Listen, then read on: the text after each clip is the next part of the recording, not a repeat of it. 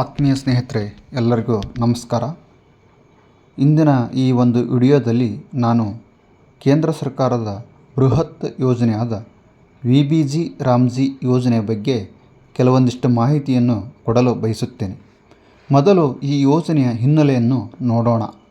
ಭಾರತ ಸರ್ಕಾರ ಬಡತನವನ್ನು ಮುಖ್ಯವಾಗಿ ನಿರ್ಮೂಲನೆ ಮಾಡಲು ಮತ್ತು ದೇಶಾದ್ಯಂತ ಗ್ರಾಮೀಣ ಕುಟುಂಬಗಳ ಜೀವನೋಪಾಯದ ಭದ್ರತೆಯನ್ನು ಹೆಚ್ಚಿಸಲು MGNREGA ಎಂದರೆ ಮಹಾತ್ಮ ಗಾಂಧಿ ರಾಷ್ಟ್ರೀಯ ಗ್ರಾಮೀಣ ಉದ್ಯೋಗ ಖಾತ್ರಿ ಯೋಜನೆ, ಇದನ್ನು ಸಂಸತ್ತಿನಲ್ಲಿ ಕೇಂದ್ರ ಸರ್ಕಾರ ಆಗಸ್ಟ್ 23, 2005 ಅಂಗೀಕರಿಸಿತು. ನಂತರ ಫೆಬ್ರವರಿ 2006 ಜಾರಿಗೆ ತರಲಾಯಿತು. ಹಾಗಾದರೆ ಇದರ ಉದ್ದೇಶವೆಂದರೆ ಗ್ರಾಮೀಣ ಪ್ರದೇಶಗಳಲ್ಲಿ ಜೀವನೋಪಾಯ ಭದ್ರತೆಯನ್ನು ಹೆಚ್ಚಿಸುವ ಗುರಿ ಮತ್ತು ಗ್ರಾಮೀಣ ಕುಟುಂಬದ ಕನಿಷ್ಠ ಒಬ್ಬ ಸದಸ್ಯರಿಗೆ ಆರ್ಥಿಕ ವರ್ಷದಲ್ಲಿ ಕನಿಷ್ಠ 100 ದಿನಗಳ ವೇತನದ ಉದ್ಯೋಗವನ್ನು ಒದಗಿಸುವ ಗುರಿ ಹೊಂದಿತ್ತು ಮತ್ತು ಅರ್ಧದಷ್ಟು ಉದ್ಯೋಗಗಳನ್ನು ಮಹಿಳೆಯರಿಗೆ ಮೀಸಲು ಇಡಲಾಗಿತ್ತು. ಸ್ನೇಹಿತರೆ, ಮುಖ್ಯವಾಗಿ ಇಲ್ಲಿ ಆರ್ಥಿಕ ವರ್ಷವೆಂದರೆ ಏಪ್ರಿಲ್ 1ರಿಂದ ಮಾರ್ಚ್ 31ರವರೆಗೆ, ಅಂದರೆ ಏಪ್ರಿಲ್ 1, 2026ರಿಂದ ಮಾರ್ಚ್ 31, 2027ರವರೆಗಿನ ಅವಧಿಯನ್ನು ಒಂದು ಆರ್ಥಿಕ ವರ್ಷದ ಅವಧಿ ಎಂದು ಕರೆಯುತ್ತಾರೆ. ಹಾಗಾದರೆ ಇನ್ನು ಮುಂದೆ ನಾವು ಪ್ರಾರಂಭದಲ್ಲಿ ಹೇಳಿದ ಹಾಗೆ ವಿಬಿಜಿ-ರಾಮ್ಜಿ ಯೋಜನೆ ಬಗ್ಗೆ ನೋಡೋಣ.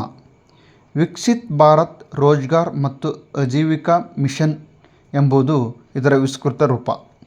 ಈ ಕಾಯ್ದೆಯು ಹಳೆಯ, ಅಂದರೆ ಮೊದಲು ತಿಳಿಸಿದ MGNREGA ಯೋಜನೆಯೇ ಬದಲಾಗಿ ತಂದಂಥ ಒಂದು ಪ್ರಮುಖ ಯೋಜನೆ. ಇದು ಮುಖ್ಯವಾಗಿ ಗ್ರಾಮೀಣಾಭಿವೃದ್ಧಿ ಸಚಿವಾಲಯದ ಅಡಿಯಲ್ಲಿ ಬರುತ್ತದೆ. ವಿಬಿಜಿ-ರಾಮ್ಜಿ ಮಸೂದೆ 2025 ಲೋಕಸಭೆಯಲ್ಲಿ ಡಿಸೆಂಬರ್ 16, 2025 ಪರಿಚಯಿಸಲಾಯಿತು. ಇದು ಜುಲೈ 1, 2026ರಿಂದ ದೇಶಾದ್ಯಂತ ಜಾರಿಗೆ ಬಂದಿತು. ಈ ಮಸೂದೆಯು ಉದ್ಯೋಗ ಖಾತ್ರಿಯನ್ನು 125 ದಿನಗಳಿಗೆ ಹೆಚ್ಚಿಸಿದೆ. ಈ ಯೋಜನೆಗೆ ಕೇಂದ್ರ ಸರ್ಕಾರ ಮತ್ತು ರಾಜ್ಯ ಸರ್ಕಾರ ಹಣವನ್ನು ಒದಗಿಸುತ್ತಿವೆ. ಮುಖ್ಯವಾಗಿ ಕೇಂದ್ರ ಸರ್ಕಾರವು ಕೌಶಲ್ಯರಹಿತ ದೈಹಿಕ ಕೆಲಸಕ್ಕಾಗಿ ವೇತನದ ಸಂಪೂರ್ಣ ವೆಚ್ಚವನ್ನು, ಸಾಮಗ್ರಿ ವೆಚ್ಚದ ಮುಕ್ಕಾಲು ಭಾಗ, ಆಡಳಿತಾತ್ಮಕ ವೆಚ್ಚದ ಒಂದು ಭಾಗವನ್ನು ಒದಗಿಸುತ್ತದೆ. ಮುಖ್ಯವಾಗಿ ಇಲ್ಲಿ ಕೌಶಲ್ಯರಹಿತ ಎಂದರೆ ಯಾವುದೇ ತರಬೇತಿ ಇಲ್ಲದ ಎಂದು ಅರ್ಥ.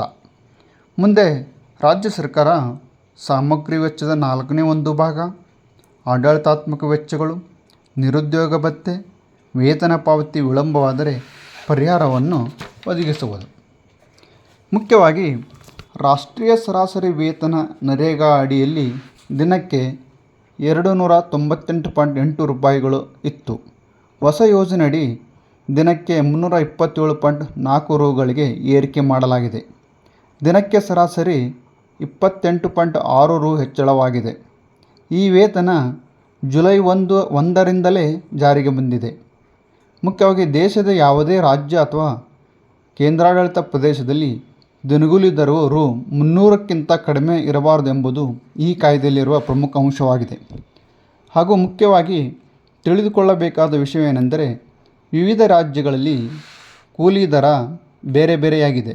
ಉತ್ತರ ಪ್ರದೇಶ, ಬಿಹಾರ್, ಪಶ್ಚಿಮ ಬಂಗಾಳ ಮತ್ತು ಅಸ್ಸಾಂ ರಾಜ್ಯಗಳಲ್ಲಿ ಕೂಲಿ ದರ 15% 25% ಹೆಚ್ಚಿಸಲಾಗಿದೆ.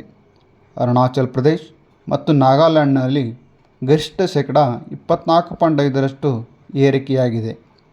ಮುಖ್ಯವಾಗಿ ಹರಿಯಾಣ ರಾಜ್ಯದಲ್ಲಿ ಅತ್ಯಧಿಕ ಕೂಲಿ ದರ 409 ರೂಗಳಿದೆ.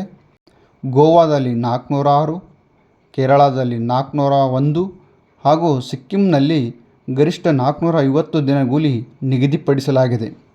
ಕರ್ನಾಟಕದಲ್ಲಿ 380 ರೂ ವೇತನ ಇದೆ.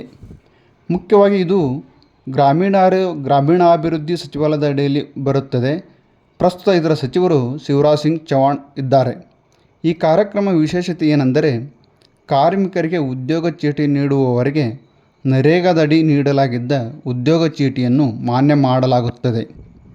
ಆತ್ಮೀಯ ಸ್ನೇಹಿತರೆ, ಇದೊಂದು ಬೃಹತ್ ಪ್ರಮಾಣದ ಉದ್ಯೋಗ ಒದಗಿಸುವ ಯೋಜನೆಯಾಗಿದ್ದು ನಿರುದ್ಯೋಗ ಯುವಕರು, ಮಹಿಳೆಯರು, ಪುರುಷರು ಈ ಯೋಜನೆ ಕೆಲಸದಲ್ಲಿ ಭಾಗಿಯಾಗಿ ತಮ್ಮ ಮನೆಯ ಆರ್ಥಿಕ ಬಡತನವನ್ನು ನಿವಾರಿಸಿಕೊಂಡು ಎಲ್ಲ ಅಭಿವೃದ್ಧಿ ಪಥದಲ್ಲಿ ಸಾಗಬೇಕೆಂದು ತಮ್ಮಲ್ಲಿ ವಿನಂತಿಸಿಕೊಳ್ಳುತ್ತೇನೆ.